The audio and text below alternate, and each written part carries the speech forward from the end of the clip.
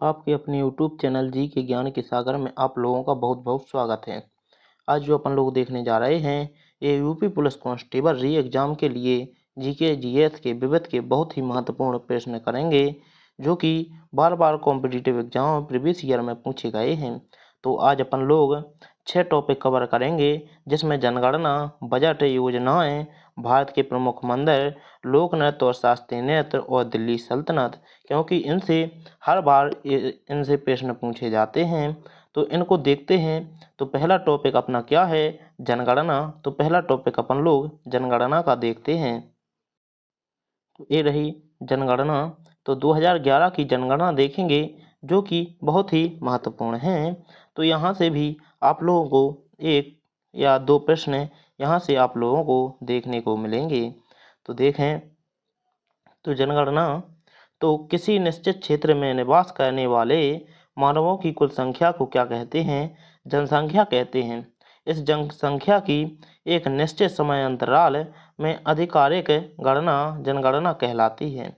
तो जो क्या होती है, एक निश्चित समय अंतराल में इसकी गणना होती है, उसी को जनगणना कहते हैं। तो इसमें जो बहुत ही महत्वपूर्ण फैक्ट हैं उनको हम आपको बताते चलेंगे, तो उनको आप लोग बहुत अच्छे से याद करना है। तो देखें, भारत में सबसे पहली जनगणना कब हुई थी? तो 1872 में हुई थी और लॉर्ड मेयो के शासनकाल में हुई थी। तो ये बहुत ही महत्वपूर्ण है। तो इसको आप लोगों को अच्छे से नोट डाउन करना है और इसका बार बार रिवीजन करना है ताकि ये आपको भूले ना। तो देखें नेक्स्ट फैक्ट। तो इस पहली संपूर्ण जनगणना लॉर्ड रिपन के शासनकाल में बस 1881 में संपन्न हुई थी। तो ये बहुत ही महत्वपूर्ण है। ये भी इम्पोर्टेंट फैक्ट है कि जो संपूर्ण जनगणना हुई थी तो यह लॉर्ड रिपन के शासनकाल में बस 1881 में संपन्न हुई थी, जिसके पश्चात प्रत्येक 10 वर्ष पर जनगणना की जा रही है। तो क्या हो रही है? जो 10 वर्ष पर क्या होगी? जनगणना होगी। फिर नेक्स्ट देखते हैं। तो वर्ष 2011 में भारत की कौन सी जनगणना थी? तो 15वीं जनगणना संपन्न हुई थी। तो इसको भी आप लोगों को याद रखना है क्योंकि अभी जो 21 में होनी थी वो अभी तक नहीं हुई है। इस पर विचार किए जा रहे हैं, तो जब इसका अपडेट आएगा तो वो भी आप लोगों को बताया जाएगा। फिर देखें, 2011 की जनगणना के अनुसार भारत की जनसंख्या 121 करोड़ है, जो कि विश्व की कुल जनसंख्या का 17.5% है। तो जो क्या है, 2011 की जनगणना के अनुसार भारत की जो जनसंख्या है वो कितनी है? तो 121 करोड़ है, जो कि पूरे विश्व की कितनी है? तो 17.5 है। तो ये भी आप लोगों को याद रखना है। भारत में जननांकीय इतिहास में वर्ष 1921 को महान विभाजक वर्ष माना जाता है। तो महान 1921 को क्या माना गया है? तो महान विभाजक वर्ष माना गया है। वर्ष 1951 को लघु विभाजक वर्ष कहा जाता है। तो लघु विभाजक वर्ष कब कहा जाता है? तो 1951 को कहा जाता है। और 11 जुलाई को विश्व जनसंख्या दिवस मनाया जाता है।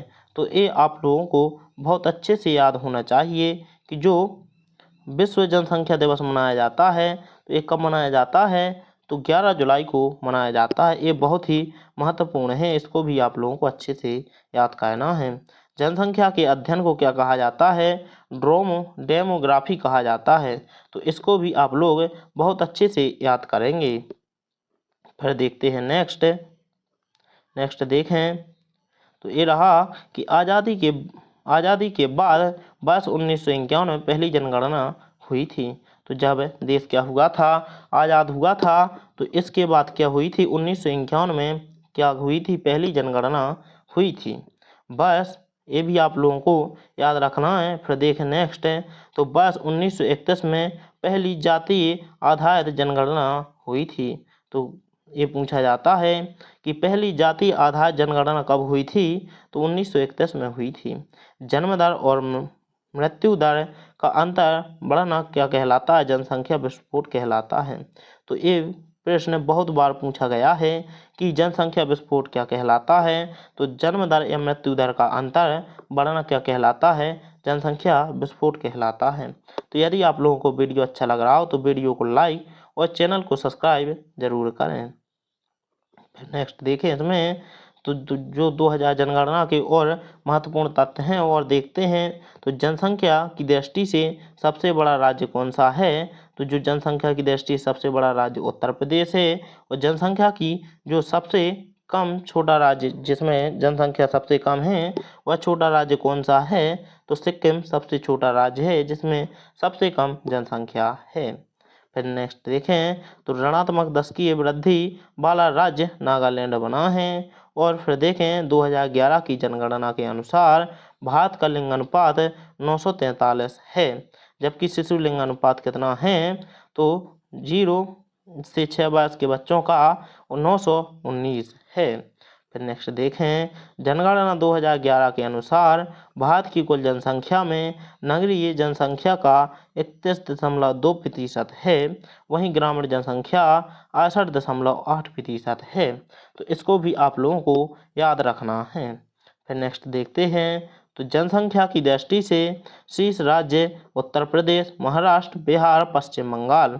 तो कौन कौन से शीर्ष पर हैं? तो ये भी आप लोगों को याद रखना है। तो जो सबसे बड़ा राज्य क्या है जनसंख्या की वृद्धि में या जनसंख्या में? तो इसका सही आंसर क्या होगा? उत्तर प्रदेश, जो कि अपन पहले देख चुके हैं। तो इसको आप लोगों को बहुत अच्छे से याद रखना है। फिर महाराष्ट्र, उसके बाद बिहार और फिर पश्चिम बंगाल। फिर देखते हैं न्यूनतम जनसंख्या वाले राज्य कौन कौन से हैं। तो सिक्किम, मिजोरम, अरुणाचल प्रदेश और गोवा। तो इसमें आप लोगों को सिक्किम रखना है जो कि न्यूनतम जनसंख्या वाले राज्य हैं। फिर देखते हैं 2011 की जनगणना के अनुसार पुरुष साक्षरता कितनी है? तो पुरुष साक्षरता 82.14% है, वहीं महिला साक्षरता कितनी है? तो 65.46% है। तो ये भी आप लोगों को अच्छे से याद रखना है। फिर भारत की कुल जनसंख्या में अनुसूचित जनजाति कितनी है? तो 8.6% है। फिर नेक्स्ट देखते हैं तो 2011 की जनगणना के अनुसार सर्वाधिक जनघनत्व वाले राज्य कौन कौन से हैं? तो बिहार, पश्चिम बंगाल, केरल, उत्तर प्रदेश।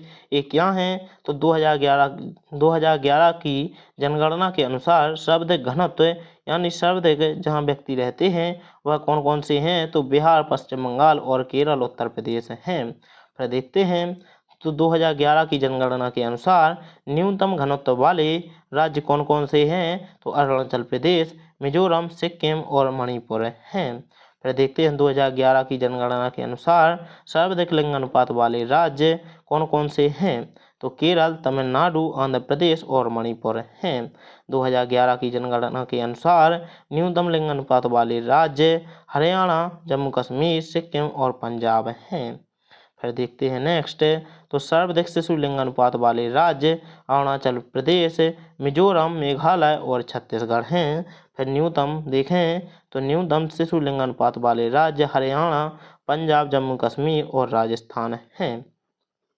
फिर देखते हैं सर्वाधिक दशकीय वृद्धि वाले राज्य कौन कौन से हैं। तो जो क्या है 10 साल में क्या हुए हैं सबसे ज़्यादा राज्य में जनसंख्या में वृद्धि हुई है? तो देखें मेघालय, अरुणाचल प्रदेश, बिहार और जम्मू कश्मीर। फिर देखते हैं न्यूनतम दशकीय वृद्धि दर वाले राज्य तो नागालैंड, केरल, गोवा और आंध्र प्रदेश हैं। तो ये भी आप लोगों को बहुत अच्छे से याद रखने हैं। फिर नेक्स्ट देखते हैं सर्वाधिक पुरुष साक्षरता वाले राज्य केरल, मिजोरम, गोवा, त्रिपुरा। तो जो सर्वाधिक पुरुष जो साक्षर वाले राज्य कौन कौन से हैं? तो पहले नंबर पर केरल, दूसरे पर मिजोरम, गोवा और फिर त्रिपुरा है। फिर न्यूनतम पुरुष साक्षरता वाले राज्य कौन कौन से हैं? तो बिहार, अरुणाचल प्रदेश, आंध्र प्रदेश और मेघालय। ये क्या हैं? तो न्यूनतम पुरुष साक्षरता वाले राज्य हैं। फिर देखें सर्वाधिक महिला साक्षरता वाले राज्य कौन से हैं? तो केरल, मिजोरम, गोवा और त्रिपुरा। फिर न्यूनतम साक्षरता वाले राज्य कौन से हैं? तो देखें बिहार, राजस्थान, झारखंड, जम्मू और कश्मीर। तो ये क्या हैं? तो ये न्यूनतम साक्षरता वाले राज्य हैं। तो इसमें से आप लोगों को एक कॉमन देखते होंगे कि जहाँ पर सर्वाधिक पुरुष साक्षरता वाले राज्य हैं वहीं पर महिला भी क्या हैं? सर्वाधिक साक्षरता वाला राज्य। और यहाँ पर देखें तो यहाँ पर क्या है? तो तो न्यूनतम पुरुष साक्षरता वाले राज्य कौन सा है, तो बिहार वहीं पर क्या है, तो वहीं पर न्यूनतम महिला साक्षरता वाले राज्य भी वही हैं। फिर देखते हैं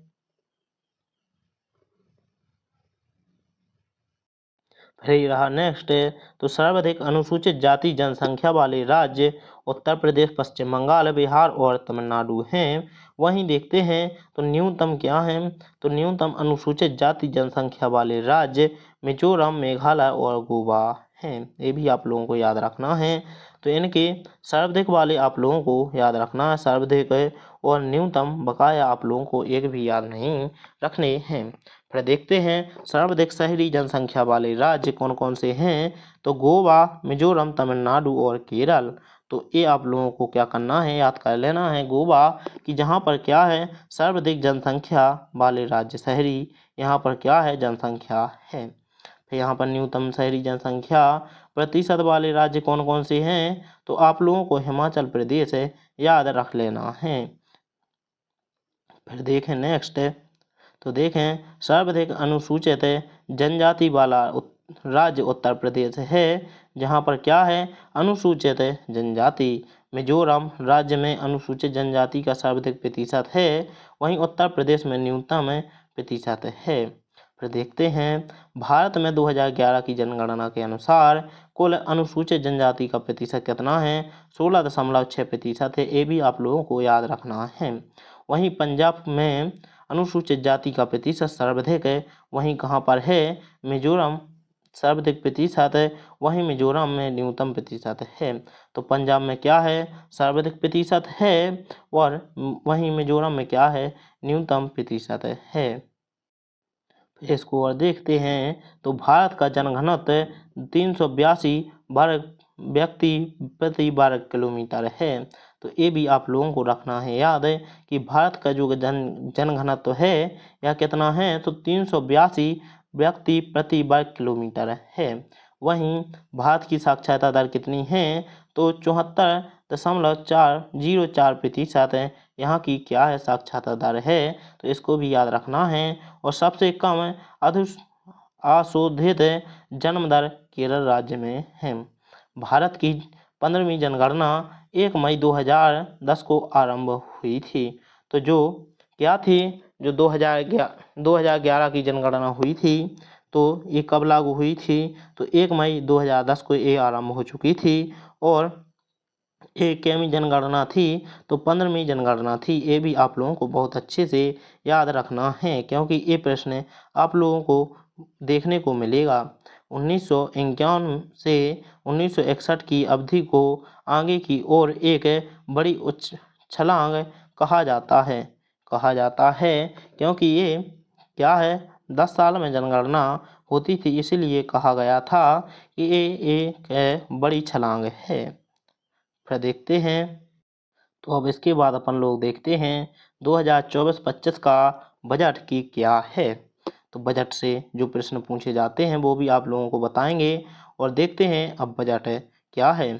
तो देखें कि जो वित्त मंत्री निर्मला सीतारमण वित्तीय वर्ष 2024 का बजट संसद में पेश करेंगी। तो कौन करेंगी, ये बहुत ही महत्वपूर्ण प्रश्न है। तो इसको आप लोगों को बहुत अच्छे से याद रखना है कि जो वित्त मंत्री निर्मला सीतारमण वित्तीय वर्ष 2024 या 25 का बजट है कहाँ पेश करेंगी, तो ये संसद में पेश करेंगी। हालांकि ये अंतरिम बजट है। और फिर देखें यह बजट मोदी सरकार के दूसरे कार्यकाल का अंतिम बजट है। फिर वित्त मंत्री निर्मला सीतारमण ने इस बार छठा बजट सदन में पेश किया है। तो सदन में कौन सा बजट पेश किया है निर्मला सीतारमण वित्त मंत्री ने, तो यह छठवां बजट पेश किया है। तो ये भी आप लोगों को याद रखना है। मोरारजी देसाई के बाद सीतारमण ही दूसरी वित्त मंत्री हैं जिन्हें छठवीं बार बजट पेश किया है। तो ये भी आप लोगों को याद रखना है। फिर देखते हैं नेक्स्ट, तो इस बार अंतरिम बजट सरकार की आवश्यक सेवाओं को जारी रखने के पेश किया गया है। यह छठा मौका है यह जब वित्त मंत्री निर्मला सीतारमण बजट पेश करेंगी। उन्होंने अपना पहला अंतरिम बजट पेश किया है। फिर देखते हैं नेक्स्ट। तो देखें कि भारत के जीडीपी को 2030 तक 7 ट्रिलियन डॉलर के आंकड़े तक लेकर जाना है। तो कहाँ तक लेकर जाना है? तो 7 ट्रिलियन डॉलर के आंकड़े तक लेकर जाना है। इस बजट में केंद्र सरकार ने 4 प्रकार की क्या रखी हैं जातियों पर विशेष ध्यान केंद्रित किया है। तो 4 प्रकार की कौन कौन सी हैं? गरीब, युवा और महिलाएं और किसान। तो इन चारों पर क्या किया है? बहुत तेजी से ध्यान केंद्रित किया है। नेक्स्ट देखते हैं। तो इनोवेशन को बढ़ावा देने के लिए 1 लाख करोड़ रुपए तक का लॉन्ग टर्म का लोन दिया जाएगा। नवाचार को बढ़ावा देने के उद्देश्य से यह लोन ब्याज रहित दिया जाएगा, ताकि बिना किसी पेंशन के लिए नवाचार नई खोजों पर ध्यान केंद्रित किया जा सके। तो यह कितना दिया जा रहा है? तो 1 लाख करोड़ रुपए क्या दिया जा रहा है और किस लिए दिया जा रहा है? तो यह नई खोजों के लिए दिया जा रहा है। फिर देखते हैं नेक्स्ट। तो नेक्स्ट देखें तो विभिन्न राज्यों को 50 साल के लिए 75,000 करोड़ रुपए का लोन दिया जाएगा, ताकि वो इस राशि को राज्य के लोगों की भलाई और उनकी ज़रूरतों को पूरा कर सकें। तो कितना दिया जा रहा है? तो 50 साल के लिए क्या दिया जा रहा है? 75,000 करोड़ रुपए का लोन दिया जा रहा है। नेक्स्ट देखें। तो नेक्स्ट देखते हैं। तो क्या है कि प्रधानमंत्री जन धन योजना के तहत 34 लाख करोड़ रुपए का डायरेक्ट बेनिफिट ट्रांसफर डीबीटी किया तो 2.7 लाख करोड़ रुपए का फायदा मिला। फिर देखते हैं नेक्स्ट। तो इलेक्ट्रॉनिक नेशनल एग्रीकल्चर मार्केट से 1361 मंडियों को जोड़ा जाएगा। तो कितनी मंडियों को जोड़ा जाएगा? तो 1361 मंडियों को जोड़ा जाएगा। ये भी आप लोगों को याद रखना है। फिर देखते हैं। वित्त मंत्री निर्मला सीतारमण ने अपने भाषण के दौरान कहा कि 2013-14 में एवरेज पर कैपिटा इनकम 68,572 रुपये थी, जबकि 2023-24 में यह बढ़कर कितनी हो गई? तो 98,374 रुपये हो गई है। तो ये भी आप लोगों को याद रखना है। फिर देखते हैं। इस बजट में ग्रॉस डोमेस्टिक प्रोडक्ट को नया नाम दिया गया है। तो किसको नाम दिया गया है नया? तो इस बजट में ग्राम डोमेस्टिक प्रोडक्ट को नया नाम दिया गया है। और गवर्नमेंट डेवलपमेंट परफॉर्मेंस। तो ये भी आप लोगों को याद रखना है। इस बजट में वित्त मंत्री निर्मला सीतारमण द्वारा रिफॉर्म, परफॉर्म और ट्रांसफॉर्म के सिद्धांत पर चर्चा की गई है। तो ये भी आप लोगों को याद रखना है। और सबका साथ सबका विकास सबका विश्वास तो हम कई बार सुन चुके हैं, लेकिन इस बार इस नारे में सब प्रयास शब्द को जोड़ा गया है, ताकि भारत को 2047 तक एक विकसित देश बनाया जा सके। तो ये आप लोगों को याद रखना है। फिर नेक्स्ट देखते हैं। तो स्किल इंडिया मिशन के अंतर्गत 1.4 करोड़ युवाओं को ट्रेड किया गया है, जबकि 54 लाख लोगों को पुनः प्रशिक्षित किया गया है। तो ये भी आप लोगों को याद रखना है। 7 नए IIT और 16 नए IIT और क्या है 15 नए एम्स और 190 नए विश्वविद्यालय और 7 नए एम्स। तो ये भी आप लोगों को खोले गए हैं। तो कितने खोले गए हैं? तो ये रही चार्ट। तो इनको भी आप लोगों को याद रखना है। फिर नेक्स्ट देखते हैं। 9 से 14 वर्ष की आयु की लड़कियों को सर्वाइकल कैंसर का टीका लगाया जाएगा। तो ये भी 9 से कब तक की बच्चियों को, तो 14 वर्ष की आयु की लड़कियों को सर्वाइकल कैंसर का टीका लगाया जाएगा। और शुगर चीनी को लेकर नई घोषणाएं की गई हैं, जिसके अनुसार 31 मार्च 2026 तक अंत्योदय अन्न योजना के लाभार्थी को चीनी 18.50 रुपये प्रति किलोग्राम के हिसाब से मिलेगी। तो ये भी कब मिलेगी, तो 31 मार्च 2026 तक अन्य योजना के लाभार्थियों को यह चीनी 18.50 रुपये प्रति किलो मिलेगी। फिर नेक्स्ट देखते हैं, तो देखें पीएम गति शक्ति को बढ़ावा देने के उद्देश्य से रेलवे में 3 नए कॉरिडोर की घोषणा की गई है। तो कितने कॉरिडोर की घोषणा की गई है, तो 3 नए कॉरिडोर की घोषणा की गई है। फिर देखते हैं यात्री ट्रेनों में वंदे भारत ट्रेन के कोचों से प्रेरित 40,000 नए कोच लगाए जाएंगे। तो इसमें कितने कोच लगाए जाएंगे, तो 40,000 नए कोच लगाए जाएंगे वंदे भारत ट्रेन में। फिर देखते हैं नेक्स्ट, तो पीएम आवास योजना ग्रामीण के अंतर्गत 3 करोड़ घर बनाए गए हैं। इसके अलावा अगले 5 सालों में 2 करोड़ नए घर का निर्माण किया जाएगा। तो ये भी आप लोगों को याद रखना है। फिर नेक्स्ट देखते हैं लाखपति दीदी योजना के अंतर्गत 2 करोड़ से बढ़कर 3 करोड़ महिलाओं को लाभ पहुंचाया जाएगा। फिर देखें प्रधानमंत्री मुद्रा योजना के तहत अभी तक 43 करोड़ रुपए का लोन लिया गया है, जिसमें 30 करोड़ रुपए का लोन केवल महिलाओं को दिया जाएगा। फिर देखें नेक्स्ट, तो वित्त मंत्री निर्मला सीतारमण द्वारा पेश किए गए अंतरिम बजट 2024-25 में वर्ष 2047 तक को विकसित राष्ट्र बनाने की बात कही गई है। फिर देखें साल 2070 तक भारत के कार्बन उत्सर्जन को नेट जीरो करने का लक्ष्य दोहराया गया है। फिर देखें नेक्स्ट, तो सौर ऊर्जा मुक्त बिजली योजना के अंतर्गत सोलर रूफ टॉप पैनल लगाकर नए 1 करोड़ घरों को 300 यूनिट बिजली मुफ्त प्रदान की जाएगी। प्रधानमंत्री मत्स्य संपदा योजना के अंतर्गत 5 नए एकीकृत एक्वा पार्क स्थापित किए जाएंगे। तो ये भी बहुत ही महत्वपूर्ण है। तो इस फैक्ट को आप लोगों को बहुत अच्छे से याद रखना है। फिर नेक्स्ट देखते हैं, तो रेवेन्यू रिपैक्ट्स 2024-25 राजस्व प्राप्तियां, तो जो 2024-25 में राजस्व प्राप्तियां हैं, तो 30 लाख करोड़ रुपए दिए जाएंगे।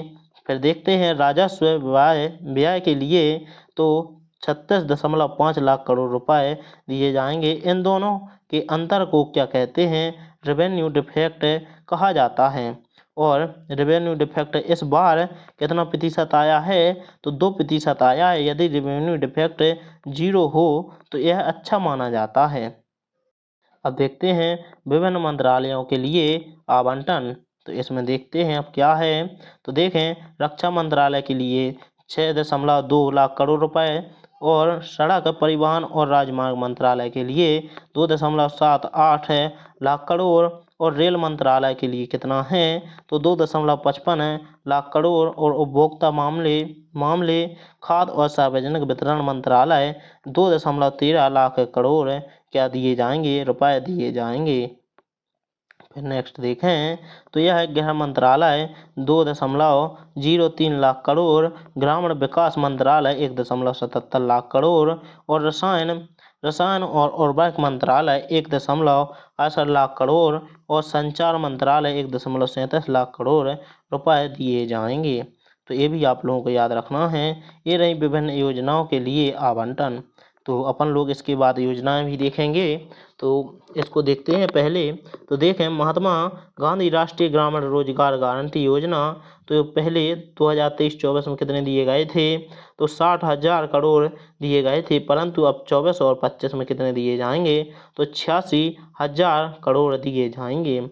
आयुष्मान भारत योजना, तो यह 23-24 में 7200 करोड़ दिए गए थे, अब 7500 करोड़ दिए जाएंगे। तो सब में क्या दिए गए हैं, 24-25 में रुपए बढ़ा दिए गए हैं। प्रोडक्शन लिक्विड इंसेंटिव स्कीम्स तो इसमें पहले कितने थे, तो 4645 करोड़, अब कितने कर दिए गए हैं, 6200 करोड़ कर दिए गए हैं। डिस्प्ले मैन्युफैक्चरिंग इकोसिस्टम और सेमीकंडक्टर के विकास के लिए कितने दिए गए हैं, तो 2023-24 में कितने दिए गए थे, 3000, अब 6903 करोड़ दिए गए हैं। ये भी आप लोगों को याद रखना है। फिर सोलर पावर के लिए कितने दिए गए हैं, तो 23-24 में यह 4970 करोड़ दिए गए थे, लेकिन अब 8500 करोड़ दिए गए हैं। नेशनल ग्रीन हाइड्रोजन मिशन के लिए 297 करोड़ दिए गए थे, परंतु अब 600 करोड़ दिए गए हैं। तो ये भी आप लोगों को याद रखना है। वित्त मंत्री निर्मला सीतारमण ने कहा था टैक्स सेवल में कोई बदलाव नहीं किया जाएगा। तो जो टैक्स लगता है उसमें कोई बदलाव नहीं किया जाएगा। फिलहाल अक्सर दाताओं को राहत नहीं दी गई, फिर भी कोई राहत नहीं दी गई। 7.5 लाख तक की आय पर टैक्स नहीं लिया जाएगा।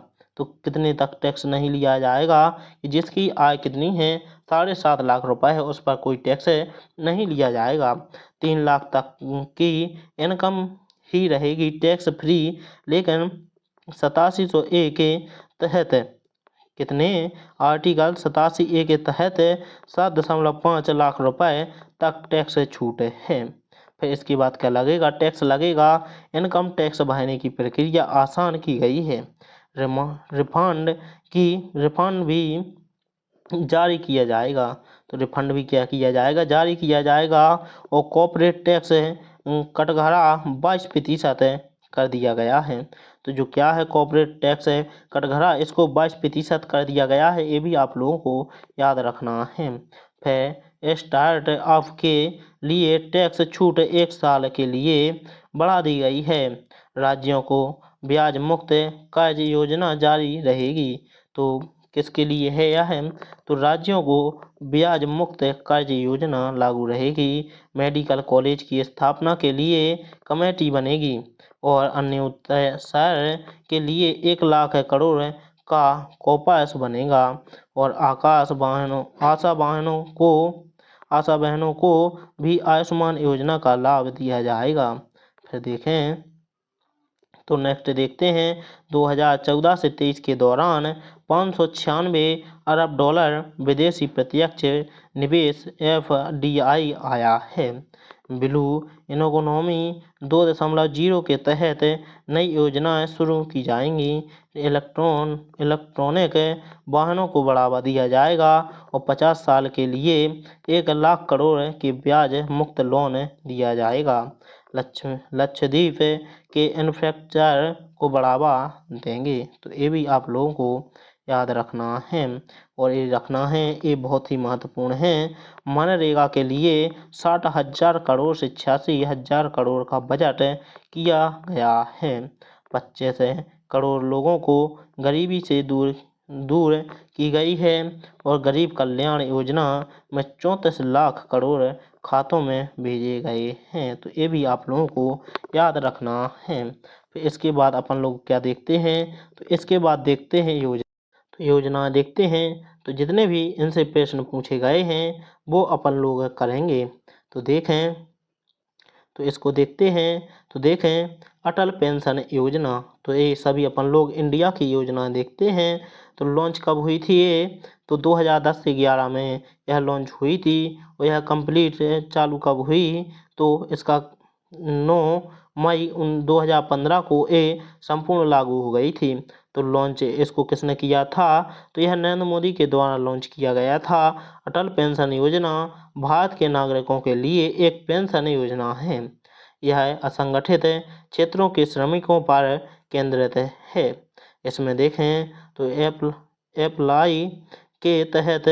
एपीवाई के तहत गारंटी शुदा न्यूनतम पेंशन 1,000, 2,000, 3,000, 4,000, 5,000 प्रति माह 60 वर्ष की आयु पर ग्राहकों द्वारा योगदान के आधार पर दिया जाएगा। इसकी न्यूनतम आयु कितनी है, तो न्यूनतम आयु 18 वर्ष और अधिकतम आयु कितनी है, 40 वर्ष है। फिर नेक्स्ट देखते हैं प्रधानमंत्री सुरक्षा बीमा योजना। तो ये कब लॉन्च हुई? तो यह नरेंद्र मोदी ने की। यह लॉन्च हुई थी 9 मई 2015 को लॉन्च हुई थी। इसके पात्रता कौन हैं? तो 18 से 70 वर्ष के लोग इसके पात्र हैं। जिस व्यक्ति का आधार नंबर बैंक खाते से जुड़ा है। प्रीमियम ₹20 प्रति वर्ष।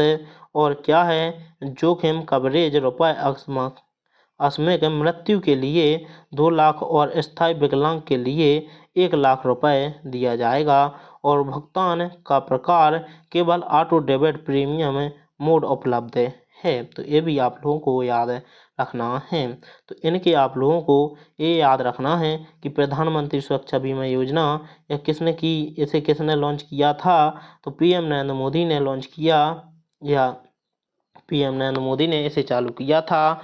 और इसकी लॉन्च की तिथि याद रखना है, और इसमें कुछ याद नहीं रखना है। और एक ये रखना है याद कि जोखिम कवरेज असामयिक मृत्यु के लिए 2 लाख रुपए और स्थायी विकलांग के लिए 1 लाख रुपए हैं। नेक्स्ट देखते हैं प्रधानमंत्री जीवन ज्योति बीमा योजना। तो इसको भी आप लोग याद रखना है। तो यह नरेंद्र मोदी ने चालू किया, और ये जितनी भी हुई हैं तो ये 9 मई 2015 को ही लॉन्च हुई हैं। पात्रता 18 से 50 वर्ष। जिस व्यक्ति का आधार नंबर बैंक खाते से जुड़ा है। प्रीमियम 436 प्रति वर्ष। भुगतान का प्रकार केवल ऑटो डेबिट प्रीमियम मोड है। और मृत्यु के लिए जोखिम कवरेज 2 लाख रुपए दिया जाएगा। फिर नेक्स्ट देखते हैं प्रधानमंत्री किसान सम्मान निधि योजना पीएम किसान। तो ये कब आई? तो ये नरेंद्र मोदी के द्वारा आई है। नरेंद्र मोदी ने इसका उद्घाटन किया। लॉन्च 1 फरवरी 2019 और 24 फरवरी 2019 को नरेंद्र मोदी ने उत्तर प्रदेश के गोरखपुर में इस योजना को शुरू किया था। तो कहाँ पर किया था? तो उत्तर प्रदेश के गोरखपुर में इस योजना को शुरू किया था। प्रधानमंत्री किसान सम्मान निधि भारत सरकार की एक पहल है, जिसमें सभी किसानों को रुपये न्यूनतम आय सहायता के रूप में प्रति वर्ष 6,000 रुपये दिए जाएंगे। रुपये प्रत्येक पात्र किसान को 3 किस्तों में दिया जाएगा, और यह 6,000 प्रति वर्ष भुगतान किया जाएगा। तो ये 3 किस्तें कितने कितने की आएंगी? तो 2-2 हज़ार रुपये की ये किस्तें आएंगी। तो ये भी आप लोगों को याद रखना है। फिर नेक्स्ट देखते हैं। तो देखें अटल भूजल योजना। तो यह कब लॉन्च हुई? तो यह नरेंद्र मोदी के द्वारा आई है, और यह लॉन्च हुई है 25 दिसंबर 2019 को लॉन्च हुई है। यह 25 दिसंबर 2019 को प्रधानमंत्री नरेंद्र मोदी ने नई दिल्ली में अटल भूजल योजना शुरू की थी। तो ये प्रश्न पूछने योग्य है कि अटल भूजल योजना कहाँ पर लॉन्च की थी? तो नई दिल्ली में इसे क्या किया गया था? शुरू किया गया था। फिर अटल भूजल योजना भूजल प्रबंधन में सुधार के लिए जल शक्ति मंत्रालय की एक केंद्रीय क्षेत्र की योजना है। और इस योजना का कुल परिव्यय रुपये 6,000 करोड़ और 5 साल क्या किया गया है? इसे अवधि लागू की गई है कि इसे करने में 5 साल लगेंगे। 50% विश्व बैंक ऋण के रूप में होगा, और केंद्र सरकार द्वारा चुकाया जाएगा। शेष 50% नियमित बजटीय सहायता से केंद्रीय सहायता के मध्य से होगा। भूजल प्रबंधन में सुधार के लिए गुजरात, हरियाणा, कर्नाटक, मध्य प्रदेश और महाराष्ट्र, राजस्थान और उत्तर प्रदेश प्राथमिक वाले राज्य हैं। तो कहाँ पर यह चालू की गई है? तो यह चालू की गई है, यह गुजरात, हरियाणा, कर्नाटक, मध्य प्रदेश, महाराष्ट्र, राजस्थान और उत्तर प्रदेश में यह लागू की गई है। तो ये भी आप लोगों को बहुत अच्छे से याद रखना है। नेक्स्ट देखते हैं सुकन्या समृद्धि खाता योजना। तो यह भी नरेंद्र मोदी के द्वारा लॉन्च की गई। यह 22 जनवरी 2015 को यह चालू की गई थी। यह योजना प्रधानमंत्री नरेंद्र मोदी द्वारा 22 जनवरी 2015 को पानीपत, हरियाणा में बेटी बचाओ बेटी पढ़ाओ अभियान के एक भाग के रूप में शुरू की गई थी। फिर देखें बालिका के नाम पर खाता तब तक खोला जा सकता है जब तक कि वह 10 वर्ष की आयु प्राप्त नहीं कर लेती। तो कब खोला जाएगा? जब वह बच्ची क्या कर लेगी? 10 वर्ष की आयु प्राप्त कर लेगी। फिर देखें एक गिल बच्ची के नाम से केवल एक ही खाता खोला जा सकता है। तो एक बच्चे के नाम पर एक खाता खोला जा सकता है। खाता डाकघर और अधिग्रहण बैंकों की शाखाओं में खोला जा सकता है। जिस बालिका के नाम से खाता खोला गया है उसका जन्म प्रमाण पत्र जमा करना होगा। तो ये भी आप लोगों को याद रखना है। फिर देखते हैं नेक्स्ट। तो कम से कम 1 लाख रुपए से खाता खोला जा सकता है और 250 और उसके बाद रुपए के गुणांक में कोई भी राशि 1,100 रुपए जमा कर सकते हैं। मैक्सिमम तो अधिकतम रुपए एक वित्तीय वर्ष में 1,50,000 क्या कर सकते हैं, जमा कर सकते हैं। खाते को भारत में कहीं भी एक डाकघर बैंक से दूसरे क्या किया जा सकता है, स्थानांतरित किया जा सकता है। खाता उच्च शिक्षा उद्देश्यों के लिए 18 वर्ष की आयु 50% निकासी की अनुमति देता है। खाता खोलने की तारीख से 21 वर्ष की समयावधि के लिए बाद परिपक्वता का पहुंचता है। फिर नेक्स्ट देखते हैं। तो देखें प्रधानमंत्री मुद्रा योजना PMMY। तो यह कब लॉन्च हुई, तो 1 अप्रैल 2015 को यह लॉन्च हुई और ये भी प्रधानमंत्री ने लॉन्च की थी। यह देखें प्रधानमंत्री मुद्रा योजना 8 अप्रैल 2015 को प्रधानमंत्री नरेंद्र मोदी द्वारा गैर कॉर्पोरेट गैर कृषि लघु सूक्ष्म उद्देश्यों को 10 लाख तक का ऋण प्रदान करने के लिए शुरू की गई यह योजना है, एक योजना है। और इन ऋणों को PMMY के तहत MU मुद्रा ऋणों के रूप में वर्गीकृत किया गया है। प्रधानमंत्री मुद्रा योजना के अंतर्गत 3 ऋण उत्पाद हैं, 0 से 50,000 तक, किशोर 50 से 5 लाख और तरुण 5 लाख से 10 लाख रुपए। फिर नेक्स्ट देखते हैं। तो प्रधानमंत्री वय वंदना योजना, तो यह इंडिया में लागू हुई है। नरेंद्र मोदी ने इसे स्टार्ट किया, लॉन्च हुई थी यह 4 मई 2017 को। तो प्रधानमंत्री वय वंदना योजना भारत सरकार द्वारा विशेष रूपों से 60 वर्ष और उसके अधिक आयु के वरिष्ठ नागरिकों के लिए घोषित एक पेंशन योजना है। इसकी पात्रता शर्तें और प्रबंधन क्या है, तो न्यूनतम प्रवेश आयु 60 वर्ष पूर्ण और अधिकतम प्रवेश आयु सीमा नहीं है। पॉलिसी अवधि 10 वर्ष है। फिर देखें तो निवेश सीमा 15 लाख रुपए प्रति वरिष्ठ नागरिक और 3 पॉलिसी वर्ष पूरे होने के बाद ऋण सुविधा उपलब्ध है। अधिकतम ऋण जो दिया जा सकता है वह खरीद मूल्य का 75% होगा और भारतीय जीवन बीमा निगम LIC को एक योजना को संचालित करने का एकमात्र विशेषाधिकार दिया गया है। फिर नेक्स्ट देखते हैं प्रधानमंत्री श्रमयोगी मानधन योजना। तो यह कब लॉन्च की गई, तो नरेंद्र मोदी द्वारा लॉन्च की गई और फरवरी 2019 में यह लॉन्च की गई। तो 5 मार्च 2019 को प्रधानमंत्री नरेंद्र मोदी ने गुजरात के वस्त्राल से प्रधानमंत्री श्रमयोगी मानधन योजना शुरू की गई। पर भारत सरकार ने वृद्धावस्था सुरक्षा सुनिश्चित करने के लिए असंगठित श्रमिकों के लिए एक पेंशन योजना शुरू की गई। विशेषताएं क्या हैं, तो न्यूनतम सुनिश्चित पेंशन प्रत्येक ग्राहकों को 60 वर्ष की आयु प्राप्त करने के लिए के बाद 3,000 रुपये प्रति माह की न्यूनतम सुनिश्चित पेंशन प्राप्त होगी। तो ये भी आप लोगों को याद रखना है। नेक्स्ट देखते हैं। तो परिवारक पेंशन की प्राप्ति के दौरान यदि ग्राहकों की मृत्यु हो जाती है तो लाभार्थी की पत्नी लाभार्थी द्वारा प्राप्त पेंशन 50% परिवार पेंशन के रूप में प्राप्त करने का हकदार होगा। पारिवारिक पेंशन केवल पति या पत्नी पर लागू होती है। पात्रता मापदंड आयु 18 से 40 वर्ष और मासिक आय 15,000 रुपये या उससे कम। फिर नेक्स्ट देखते हैं।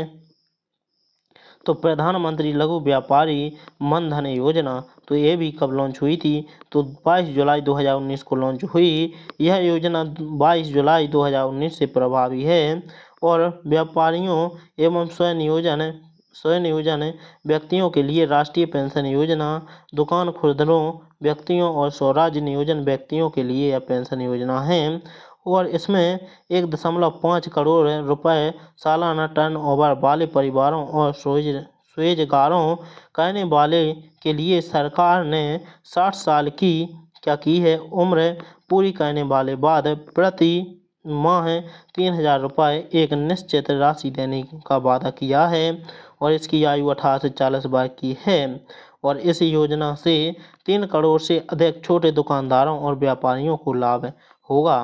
तो ये भी आप लोगों को याद रखना है। और प्रधानमंत्री जन धन योजना तो ये कब लॉन्च हुई, तो यह 28 अगस्त 2014 को लॉन्च हुई। यह प्रधानमंत्री जन धन योजना शुरुआत 28 अगस्त 2014 को हुई लॉन्च। और इस योजना का नारा मेरा खाता भाग्य विधाता। और इसको देखते हैं तो ये आप लोगों को याद रखना है कि मेरा खाता भाग्य विधाता यह किस योजना का नारा है, तो इसका आप लोगों को बहुत अच्छे से ध्यान रखना है। इस योजना का मुख्य लक्ष्य वंचित वर्गों तथा बैंक खाता ऋण बीमा पेंशन की पहुँच सुनिश्चित करना एवं वित्तीय समावेश है। 10 साल की आयु वर्ग से अधिक का कोई भी व्यक्ति शून्य बैलेंस के साथ इस योजना के तहत एक बैंक खाता खोल सकता है। ये भी आप लोगों को याद रखना है। अब इसके बाद अपन लोग देखते हैं स्वच्छ भारत अभियान। तो ये कब लागू हुई या लॉन्च कब हुई, 2 अक्टूबर 2014 को लॉन्च हुई। स्वच्छ भारत अभियान की शुरुआत 2 अक्टूबर 2014 को हुई थी। ये उस योजना का मुख्य लक्ष्य क्या है, तो 2 अक्टूबर 2019 तक संपूर्ण भारत को स्वच्छ बनाना है। इस नारा क्या है, एक कदम स्वच्छता की ओर। तो ये पूछा जाएगा आप लोगों से कि यह नारा किसका है, कि एक कदम स्वच्छता की ओर, तो क्या बताएंगे, स्वच्छ भारत अभियान योजना का यह नारा है। स्वच्छ भारत मिशन को शहरी विकास मंत्रालय द्वारा कार्यान्वित किया जा रहा है। फिर देखें नेक्स्ट, तो इसको और आप लोगों को देखना है कि यह पहली योजना कब लॉन्च हुई, तो 1 जनवरी 2015 को। पहली योजना को 1 जनवरी 2015 को राष्ट्रव्यापी स्तर पर लागू किया गया था। इस योजना का मुख्य उद्देश्य एलपीजी सिलेंडर के सब्सिडी पैसों को सीधे उपभोक्ता के बैंक खातों में भेजा जाएगा। यह योजना गिनीज वर्ल्ड में दर्ज किया गया है, अर्थात यह प्रधानमंत्री नरेंद्र मोदी की सबसे प्रसिद्ध योजना है। इस योजना को DBTL कहते हैं, स्कीम के नाम से भी जाना जाता है। तो योजनाएं अपनी हो चुकी हैं। अब इसके बाद देखना है अपन लोगों को देखना क्या है, तो अपन लोगों को देखना भारत के प्रमुख मंदिर, जो अभी पेपर लीक हुआ था उसमें इससे प्रश्न पूछे गए थे। जो भी अपन ने टॉपिक उठाए हैं उससे प्रश्न पूछे गए थे। तो देखते हैं भारत के प्रमुख मंदिर। तो भारत के प्रमुख मंदिर देखने हैं, तो देखें पहला मंदिर कौन सा है, तो भूमरा का शिव मंदिर, यह मध्य प्रदेश में स्थित है। आप लोगों को यह बात याद रखना है कि यह कहाँ पर स्थित है। नेक्स्ट देखते हैं सांची का मंदिर या सांची का स्तूप, यह मध्य प्रदेश में स्थित है। फिर देखें नेक्स्ट, तो तिगवा का विष्णु मंदिर, यह भी मध्य प्रदेश में स्थित है। फिर नेक्स्ट देखते हैं नामचा कुठार का पार्वती मंदिर, यह कहाँ पर है, तो यह मध्य प्रदेश में स्थित है। ये भी आप लोगों को याद रखना है, ये रहा वह मंदिर। फिर नेक्स्ट देखते हैं देवगढ़ का विष्णु मंदिर, तो यह उत्तर प्रदेश में स्थित है। नेक्स्ट देखते हैं तो सिरपुर का लक्ष्मण मंदिर, यह छत्तीसगढ़ में है। यह नागर शैली से बना है। तो यह जो प्रश्न है, यह जो पेपर लीक हुआ था यूपी पुलिस का, उसमें यह पूछा जा चुका है। फिर नेक्स्ट देखते हैं लिंगराज मंदिर, यह कहाँ पर है, भुवनेश्वर। और उड़ीसा की राजधानी क्या है, भुवनेश्वर। प्रकार यानी किस शैली से बना है, उड्डयन शैली और कलिंग शैली से यह बना हुआ है। फिर नेक्स्ट देखते हैं कोणार्क का सूर्य मंदिर, यह उड़ीसा में स्थित है। फिर नेक्स्ट देखते हैं कंदरिया महादेव मंदिर, यह खजुराहो में स्थित है और यह मध्य प्रदेश में स्थित है। फिर नेक्स्ट देखते हैं मतंगेश्वर मंदिर, यह भी खजुराहो में स्थित है और यह मध्य प्रदेश राज्य में स्थित है। फिर नेक्स्ट देखते हैं पालीताड़ा का जैन मंदिर, तो यह गुजरात में स्थित है। तो ये रही आप लोगों के सामने फोटो। तो ये आप लोगों को क्या करना है, याद कर लेना है। फिर नेक्स्ट देखते हैं मेढेरे का सूर्य मंदिर, तो मेढेरा का सूर्य मंदिर कहाँ पर है, गुजरात में है। तो इसको भी आप लोगों को बहुत अच्छे से याद रखना है। नेक्स्ट देखते हैं भारत के प्रमुख मंदिर में एक जो है सोमनाथ का मंदिर, तो यह गुजरात में स्थित है। और यहाँ पर किसने आक्रमण किया था? यहाँ पर बहुत से आक्रमण हुए हैं, लेकिन यहाँ पर महमूद गजनवी ने आक्रमण किया था। तो ये भी आप लोगों को ये बहुत ही महत्वपूर्ण है, तो इसको आप लोगों को बहुत अच्छे से याद रखना है। फिर नेक्स्ट देखते हैं दिलवाड़ा का जैन मंदिर, तो यह राजस्थान में स्थित है। तो जितना आप लोग इसको मोस्ट लगाना चाहते हैं उतना मोस्ट लगा लें, क्योंकि यह प्रश्न आप लोगों को पेपर में देखने को मिलेगा। फिर नेक्स्ट देखते हैं माता अंडसूर मंदिर, यह जम्मू कश्मीर में स्थित है।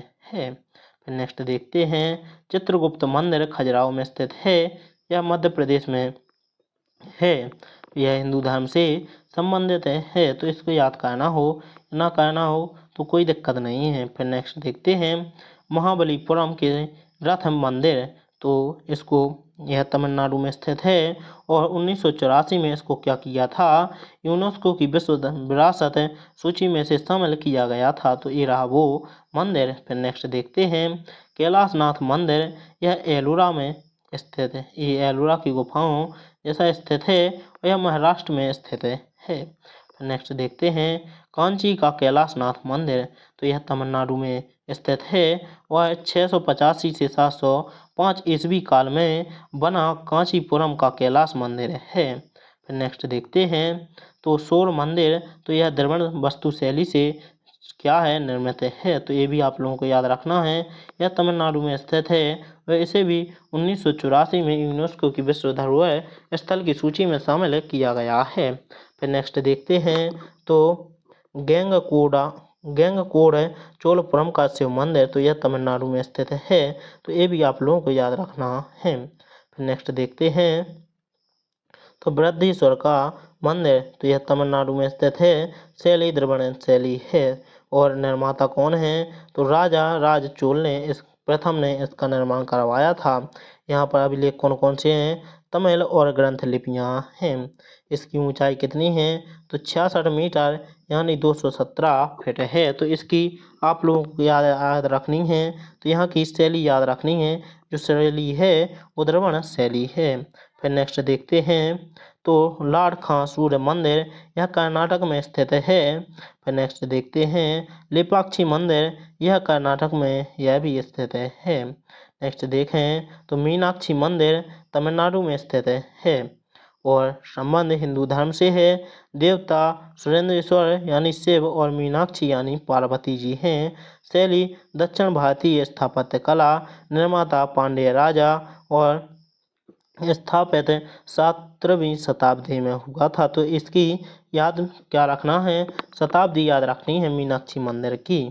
फिर नेक्स्ट देखते हैं तो होयसलेश्वर मंदिर, यह कर्नाटक में स्थित है। नेक्स्ट देखते हैं महाकालेश्वर मंदिर मध्य प्रदेश में स्थित है। यह संबंध हिंदू धर्म से देवता शिव शंकर महाकालेश्वर, शैली हिंदू और निर्माता स्वयं जीर्णोद्धार उज्जैन शासक मराठा प्लस भोज राजा हैं। और स्थापित अति प्राचीन है। नेक्स्ट देखते हैं श्री रंगनाथम स्वामी मंदिर, यह आंध्र प्रदेश में स्थित है। यह पूछा जाता है कि श्री हरि विष्णु शेषनाग सैया पर विराजी हैं। तो रंगनाथ स्वामी मंदिर में कौन स्थित है? तो भगवान श्री हरि विष्णु शेषनाग सैया पर लेटे हुए हैं। यह द्रविड़ शैली से निर्मित है। इसका क्षेत्रफल याद रखना है, तो यह 156 एकड़ में है। ये भी आप लोगों को याद रखना है। फिर देखते हैं तो यदि आप लोगों को वीडियो अच्छा लग रहा हो तो वीडियो को लाइक और चैनल को सब्सक्राइब जरूर करें और दोस्तों में शेयर जरूर करें, क्योंकि आपके नंबर पक्के हों और उनके भी नंबर पक्के हों। तो सबरीमाला मंदिर, यह केरल में स्थित है। फिर नेक्स्ट देखते हैं हजार स्तंभ मंदिर तेलंगाना में स्थित है। फिर नेक्स्ट देखें तो यह कामाख्या मंदिर असम में स्थित है। संबंध हिंदू धर्म से देवता कामाख्या और त्योहार अम्बुबाची मेला, तो यहाँ पर कौन मेला लगता है? तो अम्बुबाची मेला लगता है। नेक्स्ट देखते हैं अंकोर वाट मंदिर, तो कंबोडिया में स्थित है। शैली खेमेर व चोल शैली, निर्माता सूर्यवर्मन द्वितीय जयवर्मन सप्तम, और स्थापित 1112 से 1153 ईस्वी के मध्य इसका निर्माण हुआ है। तो इसको आप लोगों को याद नहीं करना है। नेक्स्ट देखें, चन्नाकेश्वर मंदिर कर्नाटक। तो यह हिंदू धर्म से संबंधित है। जलाहसन और देव चन्नकेश्वर विष्णु। तो ये भी आप लोगों को याद नहीं रखना है। फिर नेक्स्ट देखते हैं, तो पद्मनाभावी मंदिर यह केरल में स्थित है। नेक्स्ट देखते हैं, श्री शैलम मंदिर आंध्र प्रदेश में है। श्री ब्रह्मविका मल्लिकार्जुन मंदिर के नाम से भी इसे जाना जाता है। तो ये मोस्ट है, तो इसको आप लोगों को याद रखना है। नेक्स्ट देखते हैं, केदारनाथ मंदिर उत्तराखंड में है। संबंध हिंदू देवता और देवता कौन है? तो भगवान शिव। और शैली यहाँ की क्या है? कत्यूरी शैली है। तो इसको आप लोगों को याद रखना है। नेक्स्ट देखते हैं, मेगुती का जैन मंदिर। तो यह कर्नाटक में स्थित है। और सामग्री जैतुकी जैन मंदिर के पास पत्थर। और लिखना रवि कीर्ति की संस्कृति कविता बनाया गया था 7वीं शताब्दी में। काल संस्कृति वातापी के चालुक्य। तो आप लोगों को इसका मेगुती का जैन मंदिर कहाँ किस राज्य में स्थित है? तो कर्नाटक में स्थित है। यह बारे याद रखना है। नेक्स्ट देखते हैं, विरूपाक्ष मंदिर कहाँ पर स्थित है? कर्नाटक में स्थित है। संबंधता हिंदू धर्म देवता पंपापति या विरूपाक्ष शिव मंदिर है। नेक्स्ट देखते हैं, तो विट्ठल मंदिर कर्नाटक में है। और यहाँ पर त्योहार कौन कौन से होते हैं? तो देवसायनी, एकादशी, कीर्तकी और एकादशी। तो ये आप लोगों को याद रखना है। नेक्स्ट देखते हैं, चौलेश्वर मंदिर। तो यह तमिलनाडु में स्थित है। नेक्स्ट देखें, तो अपने मंदिर कंप्लीट हो चुके हैं। इसके बाद में अपन लोग जो अगला टॉपिक अपना क्या है, तो अपन को अब देखना है भारत के लोक नृत्य और शास्त्रीय नृत्य। तो इनको आप लोगों को बहुत अच्छे से याद रखना है, क्योंकि इनसे तो 100 में 100% ही क्या पूछे जाते हैं? प्रश्न पूछे जाते हैं। तो पहले अपन लोग लोक नृत्य देखते हैं, फिर इसके बाद शास्त्रीय नृत्य भी साथ में देखेंगे। तो देखें, तो झारखंड के कौन कौन से लोक नृत्य आप लोगों को याद रखना है? तो कर्मा और सरहोला, क्योंकि ये आप लोगों को कोष्टक में कर दिए हैं। तो इनको आप लोगों को बहुत अच्छे से याद करना है। ठीक है, पर देखते हैं लद्दाख के कौन से हैं? तो कथक, जाब्रो, शोडोल, तक्षौन या सोन नृत्य। तो इसमें से आप लोगों को जाब्रो याद रखना है और तक्षौन याद रखना है। ये दोनों आप लोगों को याद रखने हैं। उत्तर प्रदेश के कौन कौन से हैं?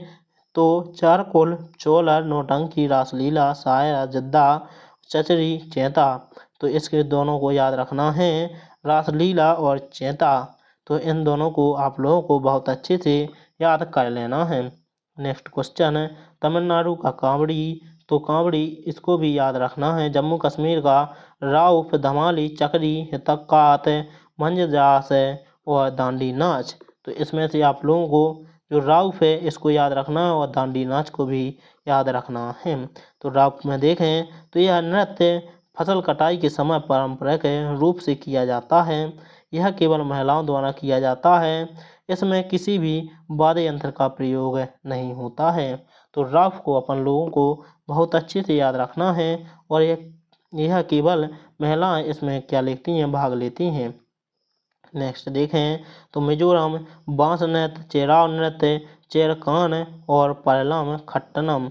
तो इसमें बांस नृत्य एक याद रखना है मिजोरम का, और खट्टनम याद रखना है। पंजाब का भांगड़ा, गिद्दा, कीकली और सम्मी। तो इसमें से गिद्दा और भांगड़ा आप लोगों को याद रखना है। तो भांगड़ा के बारे में देखते हैं। यह पंजाब का सर्वाधिक लोकप्रिय जीवंत लोक नृत्य है। इसका आयोजन प्रिय फसल कटाई, नववर्ष, विवाह समारोह आदि पर किया जाता है। इसमें प्रमुख वाद्य यंत्र कौन से होते हैं? ढोल, ताशे, करताल आदि इसके प्रमुख वाद्य यंत्र होते हैं। फिर नेक्स्ट देखते हैं, तो नेक्स्ट देखें नागालैंड। तो नागालैंड के देखें, तो नागालैंड चोग, खेबा और क्या है? नोरलीम। तो यह यहाँ के हैं। तो इसमें से खेबा याद रखना है नागालैंड का आप लोगों को याद। कर्नाटक यक्षगान, कर्मा, इन दोनों को आपको याद रखना और इसको भी याद रखना है वीरगासे। तो इन तीनों को याद रखना है। ये कर्नाटक के क्या है? तो लोक नृत्य है। फिर अरुणाचल प्रदेश तो मुखौटा, शुद्ध नृत्य और खपाटी बाँचो। तो इनमें से मुखौटा नृत्य और युद्ध नृत्य ये अरुणाचल प्रदेश की आप लोगों को बहुत अच्छे से याद रखने हैं।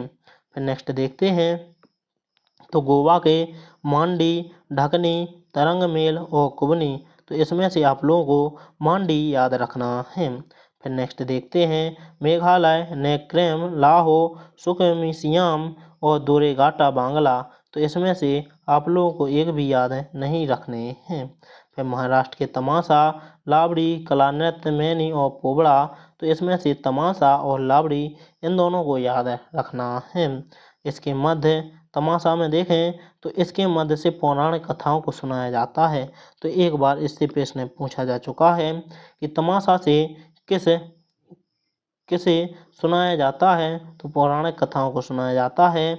इसमें मुख्य रूप से महिलाओं के द्वारा किया जाता है, तो ये भी याद रखना है। नेक्स्ट देखते हैं राजस्थान के घूमर, गणगौर, कालबेलिया, भवई और तेरह ताली। तो ये दोनों आप लोगों को तीन याद रखना है कि घूमर, कालबेलिया और क्या है तेरह ताली। तो घूमर में देखें तो यह राजस्थान की भील जनजातियों के द्वारा किया जाता है। तो यह प्रश्न पूछा जा चुका है कि जो घूमर लोक नृत्य किया जाता है किसके द्वारा किया जाता है, तो यह राजस्थान की भील जनजातियों के द्वारा किया जाता है। यह केवल महिलाओं द्वारा एक विवाह जैसे शुभ अवसरों पर किया जाता है, तो ये भी याद रखना है। कालबेलिया यह यूनेस्को की अमूर्त संस्कृति विरासत में 2010 में शामिल किया गया है।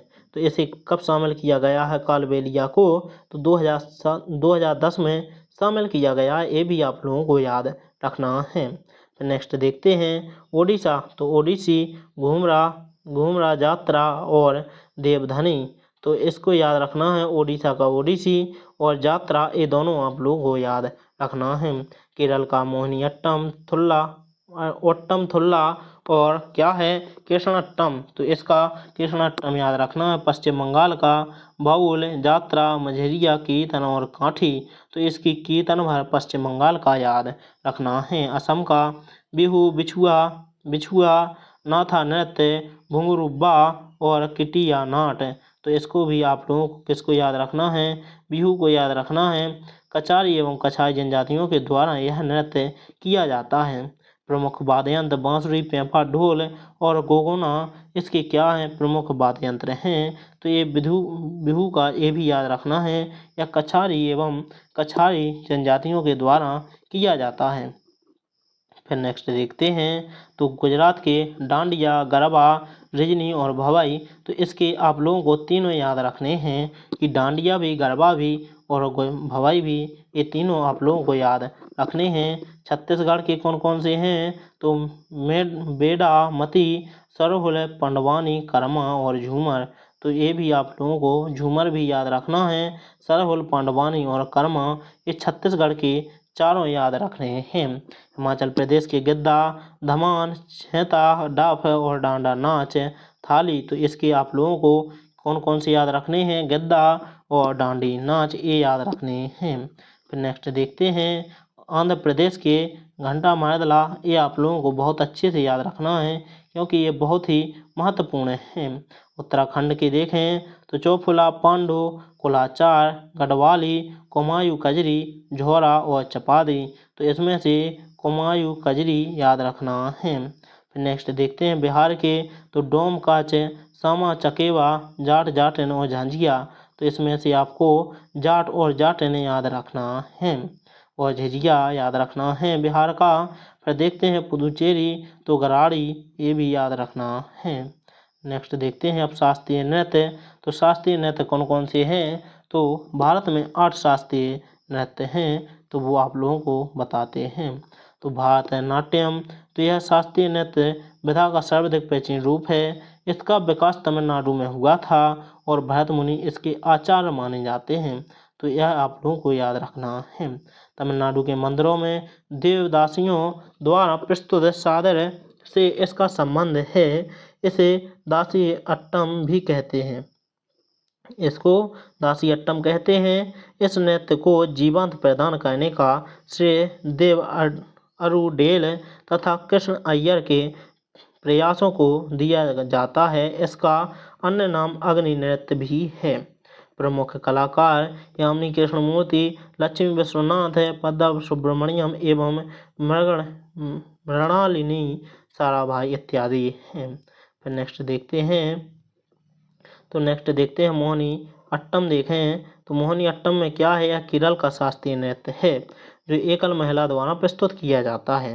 भारतीय पौराणिक कथाओं में विष्णु जी द्वारा मोहिनी का रूप धारण करके असुरों का ध्यान भटकाकर अमृत देवताओं को दिया था। त्रावणकोर के शासक स्वामित्व थिरुनल ने मोहिनी अट्टम को संरक्षण प्रदान किया था। इसे पुनः जीवित करने का श्रेय B.N. मेमन कल्याणी अम्मा को दिया जाता है। तो ये भी आप लोगों को याद रखना है। नेक्स्ट देखते हैं तो इसी में देखें नेक्स्ट तो मोहिनी अट्टम में प्रयुक्त प्रमुख वाद्य यंत्र बीणा, ढोल, बांसुरी एवं झांझ होते हैं। प्रमुख कलाकार जयप्रभा मेमन, इनको भी याद रखना है। सुनंदना दा, नारायण कल्याणु अम्मा को भी याद रखना है। इसमें मूलभूत नृत्य ताल 4 प्रकार के होते हैं: तगानम, जगानम, धगानम एवं सामिश्रम है। फिर नेक्स्ट देखते हैं तो देखें यह क्या है अपना कथक। तो यह उत्तर भारत का प्रमुख शास्त्रीय नृत्य है जिसकी उत्पत्ति उत्तर प्रदेश से मानी जाती है। यह शब्द वस्तुतः कथा से आया है जिसका अर्थ कहानी होता है। घराने के प्रसिद्ध प्रतिपादक बिरजू महाराज को आप लोगों को याद रखना है और लच्छू महाराज, सितारा देवी एवं दमयंती जोशी इत्यादि हैं। फिर देखें कथक उत्तर प्रदेश की ब्रजभूमि से प्रचलित रासलीला परंपरा से जुड़ा हुआ है।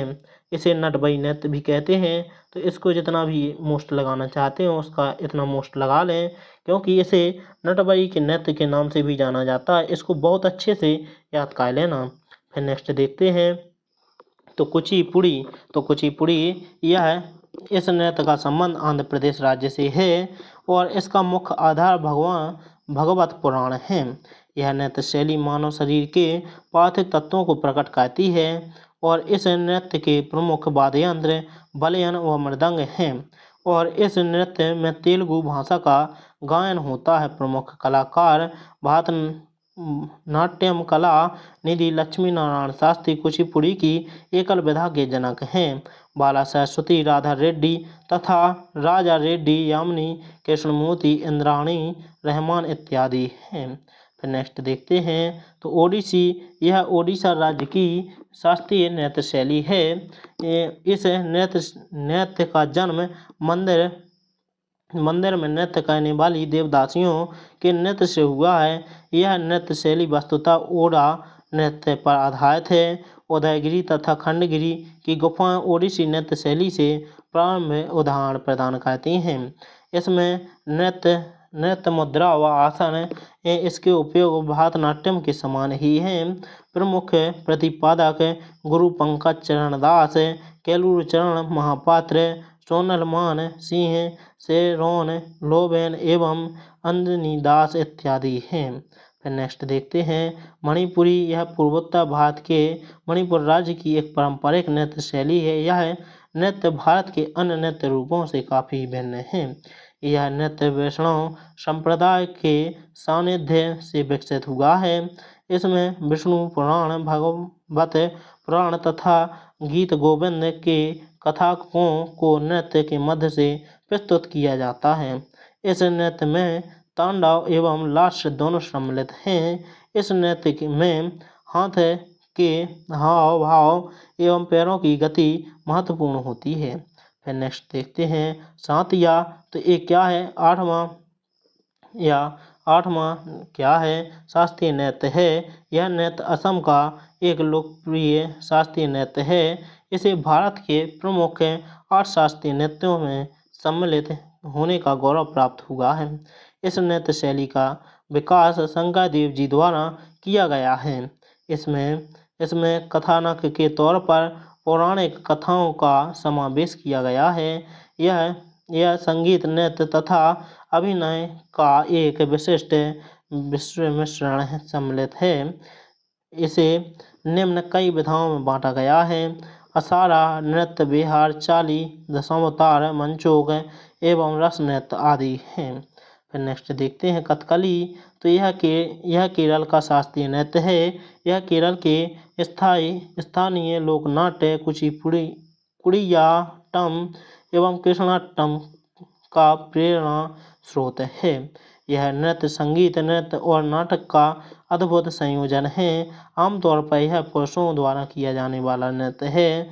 इसकी विषय वस्तु रामायण, महाभारत एवं पुराणों में वर्णित कहानियों पर आधारित है। इसमें मुख्यतः दो प्रकार के पात्र होते हैं, एक नायक पांचा एवं खलनायक। फिर देखें नेक्स्ट। तो इसमें 9 अलग अलग भावना व्यक्त करने वाले चेहरे दिखाए जाते हैं। इस नृत्य 10 असर, अच्छाई व बुराई के बीच चलने वाले संघर्ष को व्यक्त किया जाता है। और प्रमुख कलाकार इसकी कौन सी हैं? मृणालिनी, साराभाई, आनंद, शिवराम कृष्ण कुट्टी और शांतराव कृष्ण नायर एवं उदय शंकर हैं। फिर नेक्स्ट देखें।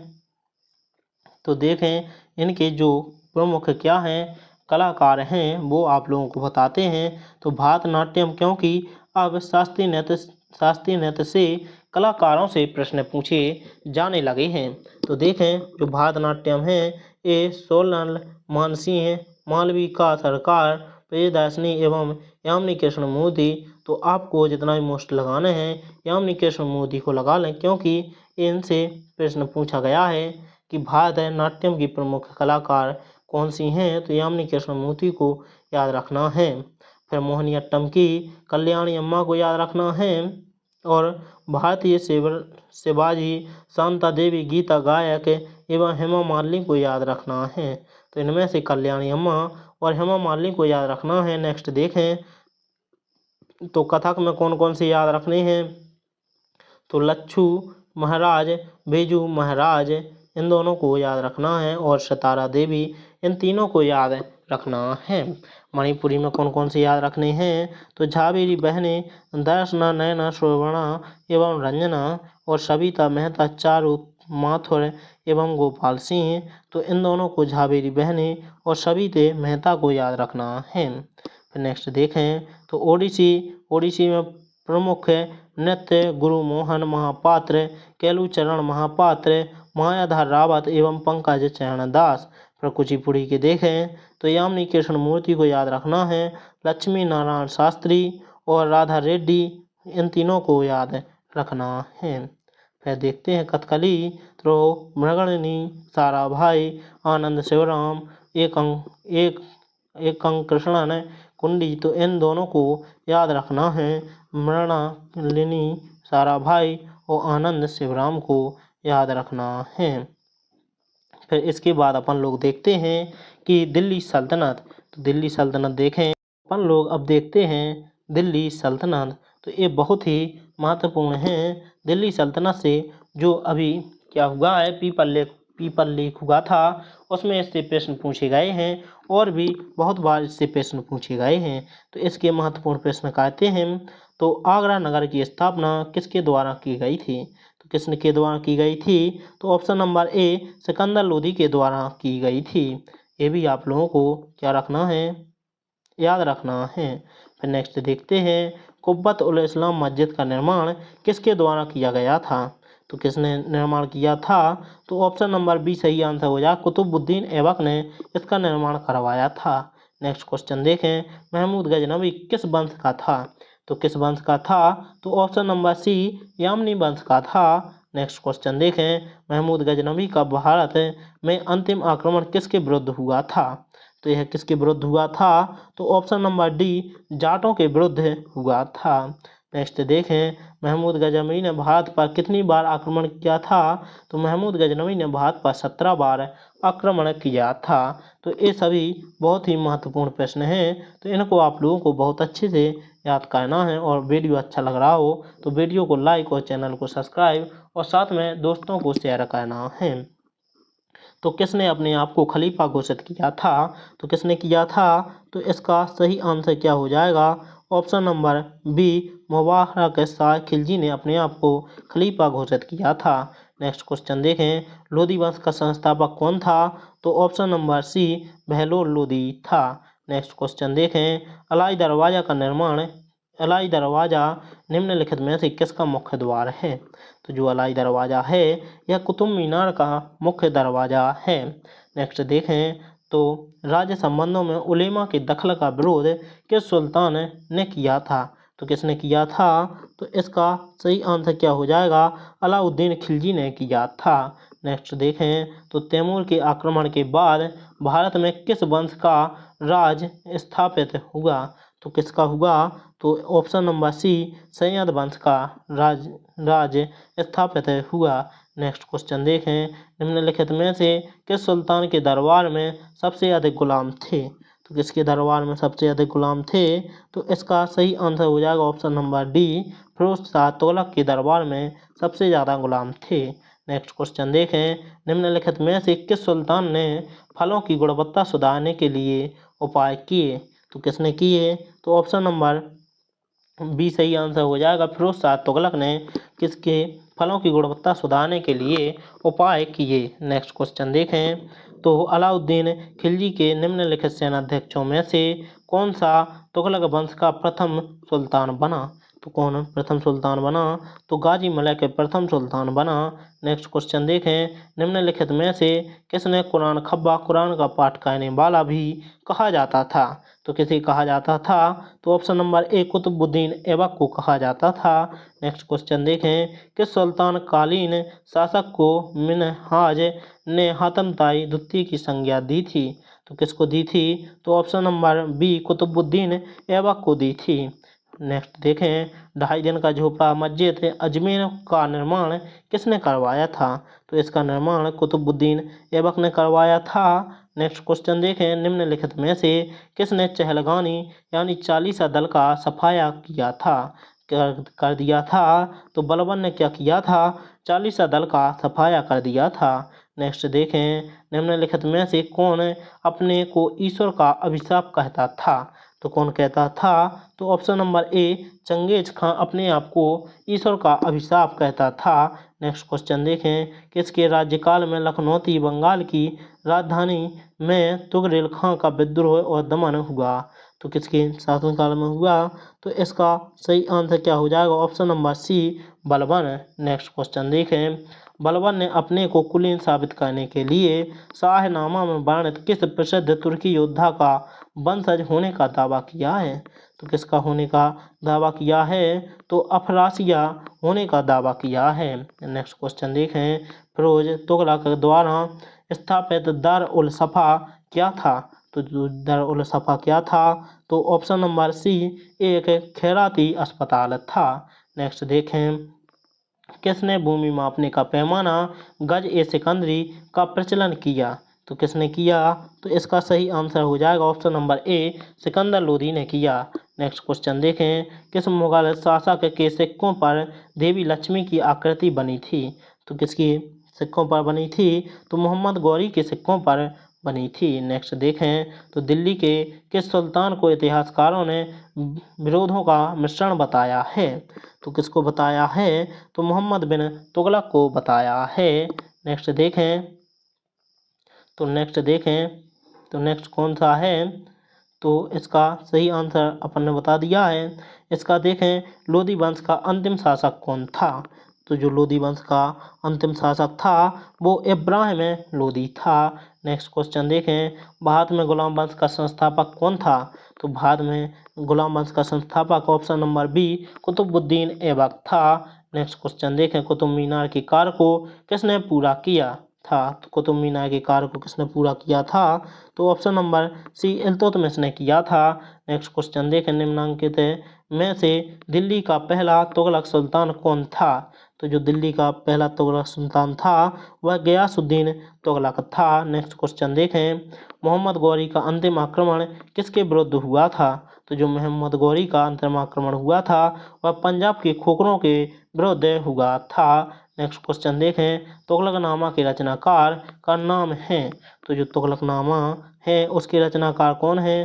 तो गुलबदन बेगम है।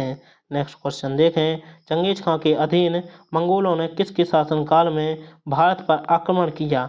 किसके शासनकाल में भारत पर आक्रमण किया? तो इल्तुतमिश के शासनकाल में चंगेज खान ने भारत पर आक्रमण किया। नेक्स्ट क्वेश्चन देखें, यात्री इब्न बतूता कहाँ से आया था? तो ऑप्शन नंबर सी, मोरक्को से आया था। नेक्स्ट क्वेश्चन देखें, तो अल-बरूनी किसके शासनकाल में इतिहासकार था? तो अल-बरूनी किसके शासनकाल में इतिहासकार था? तो महमूद गजनवी के शासनकाल में इतिहासकार था। नेक्स्ट क्वेश्चन देखें, दक्षिण अफ्रीका यात्री इब्न बतूता किसके शासनकाल में भारत आया था?